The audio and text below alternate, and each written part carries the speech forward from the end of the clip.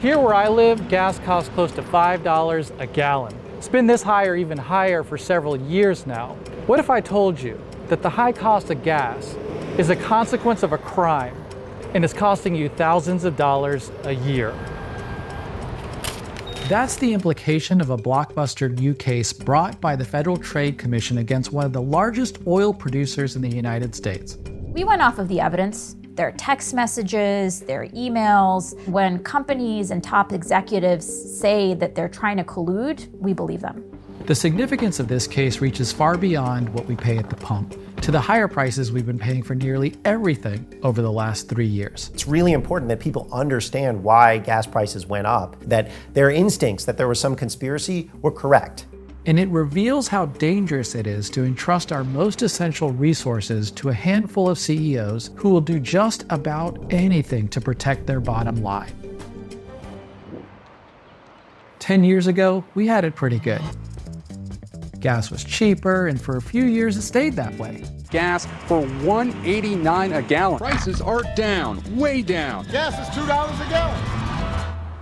Then COVID hit, and the price dropped even lower. And the problem is nobody's driving a car anywhere in the world. But when the lockdown came to an end in 2021, the price began to rise. Gas prices rising nationwide. And rise. It is not a pretty picture here at the pump. And rise again. $4 or $5 for gas is outrageous. Just can't pay it. And when Russia invaded Ukraine, it skyrocketed.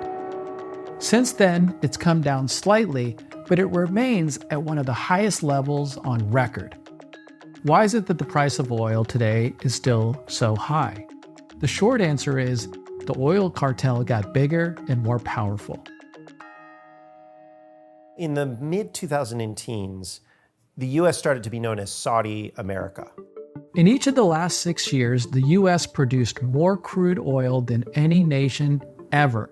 Fracking really started to get going in the mid-2000s, and American producers increased production until they started to challenge OPEC primacy. OPEC is the group of oil-rich countries like Iran, Iraq, and its leader, Saudi Arabia. Since the 1970s, OPEC has acted as a cartel, controlling enough of the global supply of oil to effectively set its price.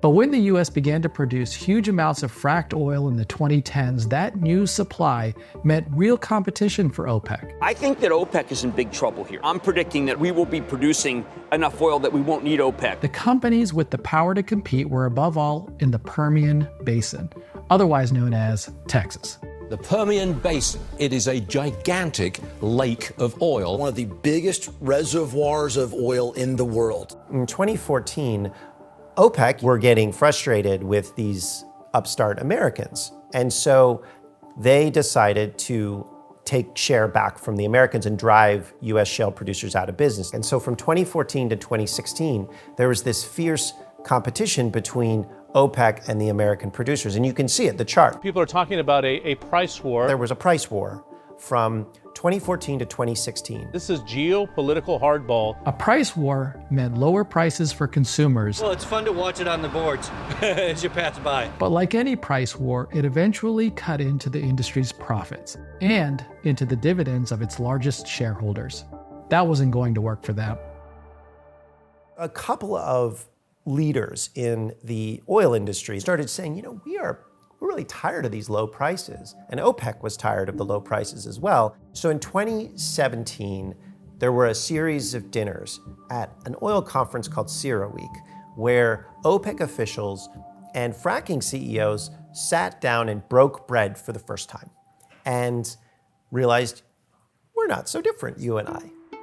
The price of oil started to rise that summer, and it stayed up until the demand for oil plummeting, prices turning negative for the first time in our history. Eventually in 2021, the economy restarts again. We all remember it. The demand came back and the price spiked pretty dramatically. Record-breaking gas prices across the country. Record-breaking prices at the pump nationwide. It's not worth it.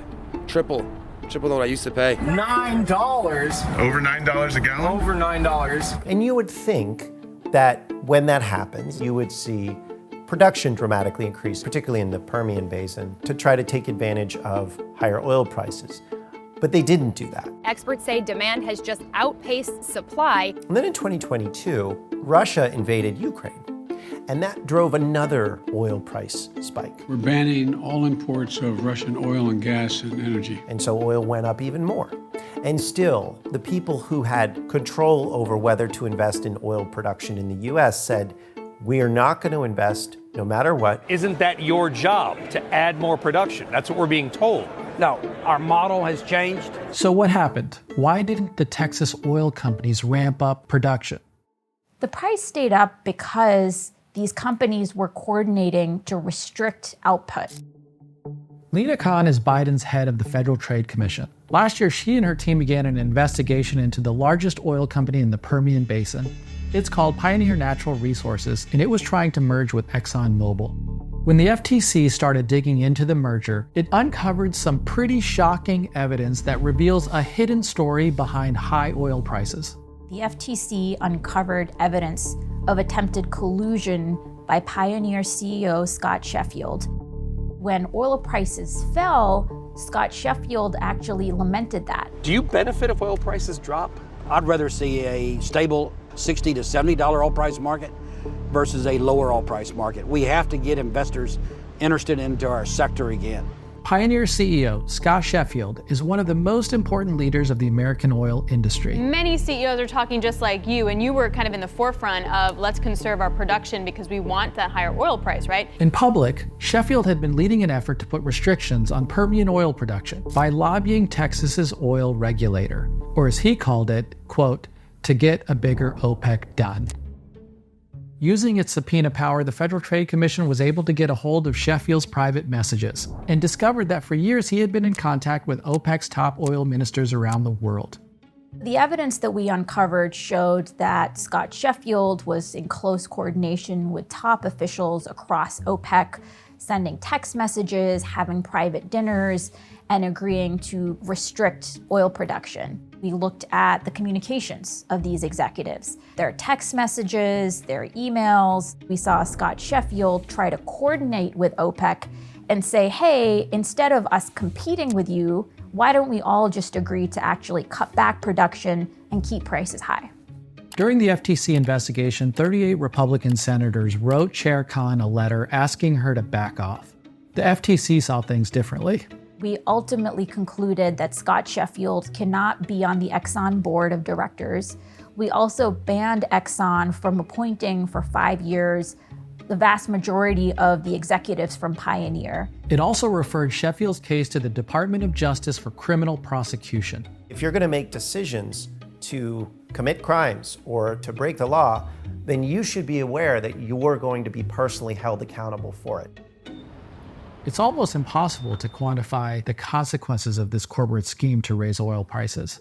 But a back-of-the-envelope calculation suggests that the cost of Pioneer's collusion alone was about $200 billion a year in higher prices. That's thousands of dollars a year for every American family. The knock-on effects have been even more significant. Much of the higher prices we've faced across the economy come back to the increased price of oil. Oil is an input into all sorts of goods, so all these companies find that their inputs are more expensive. The oil price increase started an inflationary spiral in the rest of the economy because all of these CEOs are looking at the price of oil and the profits of oil companies, and they noticed that people would pay. The collusion in the oil industry tells us an important story about how inflation is happening. Inflation or high prices isn't simply the result of government spending, as some might argue, or the invisible hand of the marketplace. No, it's the result of human hands at work. It's in the texts of an oil CEO to a foreign oil minister saying, let's work together to keep oil prices high. Think about this. In 2022, the oil industry experienced its highest profits ever. That same year, Americans paid the highest in gas prices ever. Those things, my friends, don't happen by accident. Thanks for watching. Don't forget to like and subscribe to see more videos like this one. And if you ever have any ideas for what More Perfect Union should cover next, please drop them in the comments. Thanks.